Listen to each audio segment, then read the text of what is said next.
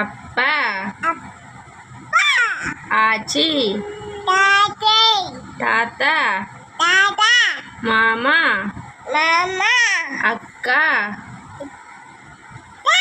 அண்ணன். பாய். சப்ஸ்கிரைப் பண்ணுங்க. இப்படி சொல்லு. பாய். நாளைக்கு வரேன். சேனலை சப்ஸ்கிரைப் பண்ணிக்கோங்க. Okay bye. அப்பா, ஆச்சி,